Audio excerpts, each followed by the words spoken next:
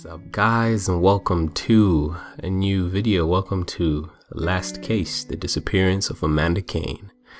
Now, this is an interactive story, so there's going to be narration and stuff, and I just thought maybe for once do it a little bit different. I won't actually talk through the playthrough, but I'll give my thoughts at the end of the playthrough so that you guys can feel the experience of the game. So yeah, hopefully you guys will enjoy it. Jack stood at the window holding on to a glass of bourbon when the phone rang.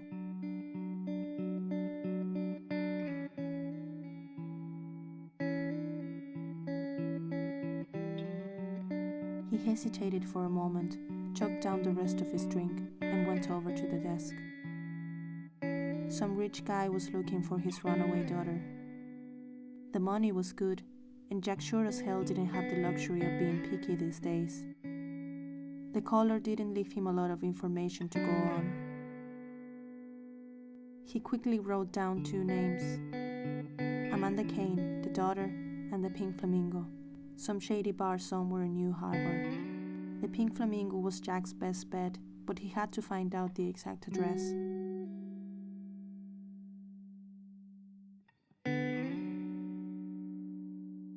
Jack opened the drawer and picked up his gun. His old companion felt heavier than usual. He pulled the slide back and let it snap back into place. Jack took the phone book from the shelf. The Pink Flamingo was down in East Village. Definitely not the right neighborhood for a young girl, he thought. It was time to give this classy joint a visit.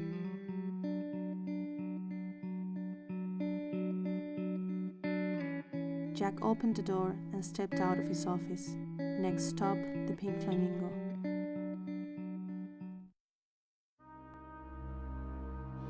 The streets were quiet.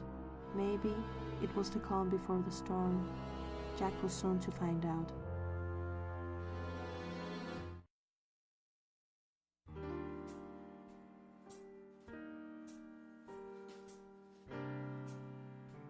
The place reeked of cigarettes and cheap liquor. Not a place for pink flamingos. Maybe the owner was a bird lover, Jack thought. Two guys were sitting in a corner having a heated discussion about last night's game. Another was passed out on one of the tables. A drunk was sleeping on one of the tables. Jack had been there, drowning his guilt in booze after his partner's death.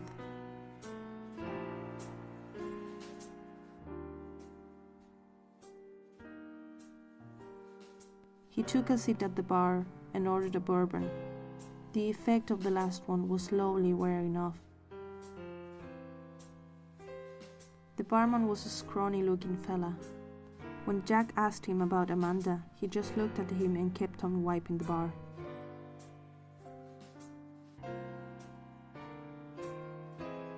The barman was a scrawny-looking fella. When Jack asked him about Amanda, he just looked at him and kept on wiping the bar.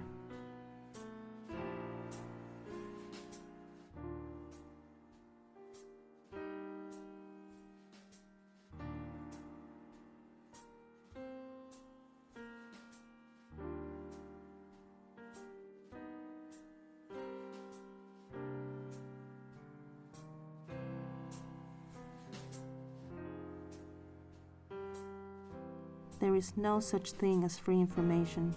Jack dropped a 20 in the tip jar. The bartender just pointed at the back door and told Jack to talk to a guy named Sameera.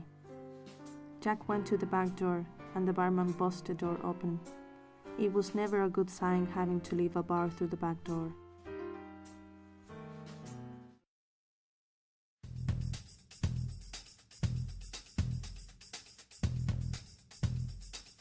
Sameera was fixing an old van that was parked in an alley behind the Pink Flamingo. Jack shouted his name, but received no response. Sameera couldn't hear him over the loud music that was coming from the van's radio.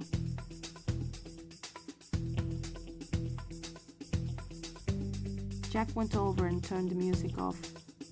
Sameera came out under the van, told Jack to peace off and went back under. A little annoyed, Jack made another attempt to start a conversation. Once again, Sameera turned him down and told him to fuck off. Jack was tired of playing games. He kicked the van as hard as he could. The jack lifter holding up the van almost jumped out of place. He now had Sameera's full attention. He came out under the van, this time with a pipe in his hand. He was screaming something about drugs and a payment for a guy named Fuentes. Jack raised his gun and asked Sameera to be so kind as to put the pipe down. He made clear that he wasn't there because of Mr. Fuentes. After a, for the most part, polite conversation, Jack had all the information he needed. People become really chatty as soon as someone holds a gun to their face. Jack was done there and went back to his car. Amanda and her boyfriend Trevor were on the run from her father. They had cleared out one of his accounts and had taken off. Jack now had the address of the Lovebirds' hideout, a cabin outside the city. He knew the area quite well. He and Mary went down to Lake Monte a lot before they divorced.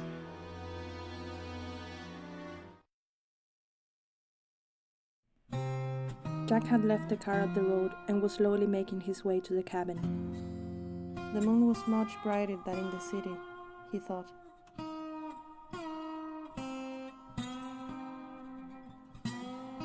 The lights in the cabin were out. Nobody seemed to be home.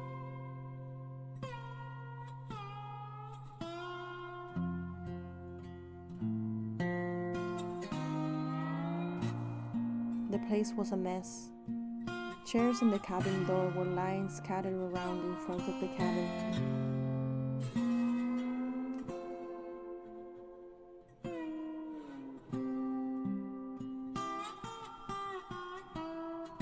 Jack went inside to take a closer look. The power was out, and it was too dark for Jack to see anything. He needed to fix the lights somehow.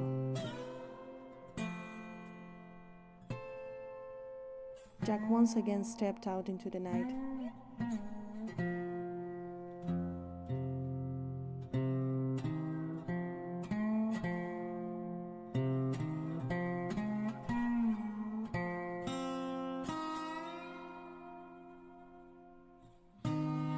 The fuse box was completely fried. Under it, Jack found a flashlight that seemed to be working.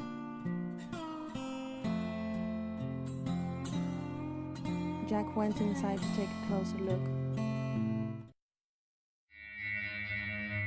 Jack was looking around the cabin. It became clear to him that they must have left in a hurry. Maybe Sameera had tipped them off.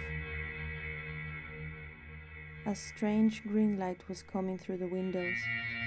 Most of the furniture started to float in mid-air. Jack reached for his gun and ran outside. Jack couldn't hear a sound.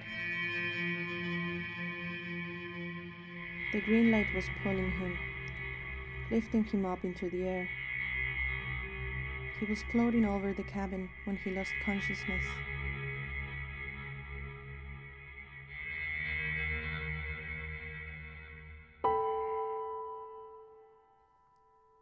So,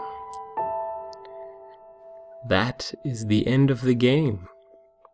Now, my thoughts on it are very interesting. I thought the game was, of course, it was very story-driven and narration-driven.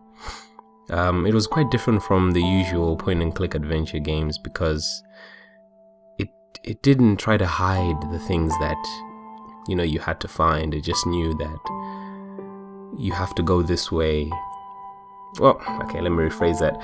It wanted you to go down a certain path, and it made it very easy for you to go down that path. I'm guessing that was so that the immersion of the story would not be broken. Usually point-and-click adventures try to hide or make you look for what you're supposed to do next, but this was quite straightforward, and I actually liked that.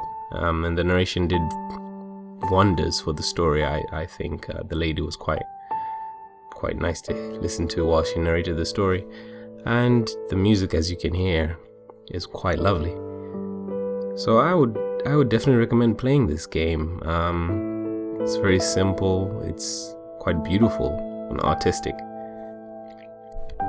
And yeah, I don't know if they've done any other games like this, but who knows. Well, yeah, I guess that's that. Thank you guys for watching. Hopefully you enjoyed this playthrough of Last Case. I'll try to do a lot more games like this, or just single shot games, because I actually quite enjoy them. Please don't forget to check out the other videos on the card, and please check out our blogs as well. Thank you so much for watching, and I hope to see you in the next video. And don't forget, keep being awesome.